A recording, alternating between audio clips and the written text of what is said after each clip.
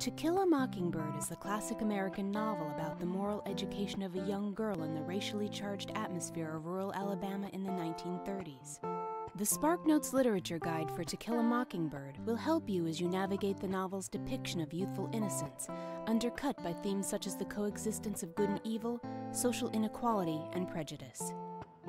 If you're studying for a test on To Kill a Mockingbird, chapter summaries will refresh your memory about key events, and analysis will help you understand how the events in each chapter fit into the novel overall.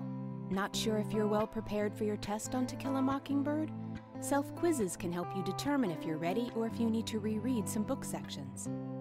The 5 Key Questions feature discusses the most popular questions asked about characters, events, themes, and symbols in To Kill a Mockingbird. Questions such as, why does the jury find Tom Robinson guilty? Analyzing key quotes will aid in your understanding of a novel's themes and its characters' motivations. The Quotes feature sorts the most important quotes in To Kill a Mockingbird by theme, by chapter, and by character, and then helps you analyze them for meaning.